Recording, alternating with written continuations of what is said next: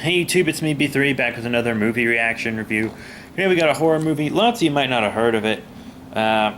It's called Mimic. Bloop bloop boop right here, and this is a 3-pack. Mimic trilogy. I've only watched the first one so far, but I'm gonna be honest, I really actually enjoyed it. Very much so. I found it quite entertaining. Yeah. And it's rated R, of course. And I very much enjoyed this film. I got this 3-pack for like $7.50. I was like, screw it. I didn't really know much about the films, but I googled them before I bought it, and I just saw Guillermo del Toro's name, and I was like, okay, I got to give it a shot. He's one of my favorite directors. So I picked it up, and I haven't regretted it so far. $7.50. Like the first one's worth that alone, easy. The concept is pretty basic as far as monster movies go.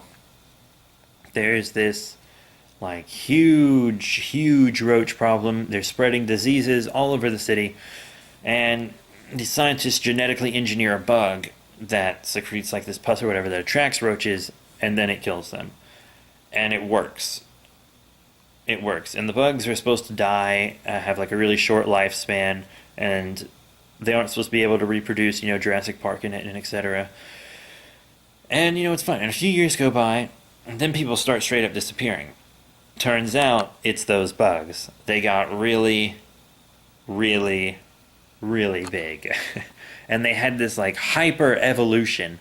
And I think that was like programmed into the bugs so they would reach adulthood quickly and then die quickly. And so they could get rid of the roach problem fast, and then they wouldn't be like an invasive species or anything, which didn't work out. So they turned in these giant bugs, and since they super evolved, they evolved to like mimic predators, mimic predators. And, lots of animals do that and stuff. Like there's moths that have like those big rings on their wings and stuff, so they look like the eyes of a predator, things like that. Caterpillars that can look like snakes, etc. And so what these bugs do is they're able to disguise themselves as people. Not look exactly like people, but like in the shadows it looks like a dude wearing a cloak. So they're not shapeshifters. It's not like Invasion of the Body Snatchers or anything. It's its own thing. And it's really cool. It's a very enjoyable movie, I think. This first one was in theaters, and Guillermo del Toro didn't like how it turned out, apparently. He didn't like how it was snipped and edited together and everything, so he released a director's cut. I'm pretty sure I have the regular version. I think it would say director's cut on here somewhere. Plus, the director's cut they probably sell separately by itself. Most director's cuts are bullshit. Also, don't watch the director's cut of Amadeus. Amadeus is a great movie. The director's cut is shit. So, just warning you guys. But yeah, if you could find this at Walmart, I found it at Walmart a few months ago, so you might, I don't know if you can still find it. Probably somewhere, right? Like at Movie Stop or something. But it's very cool. The second and third one were 4TV movies.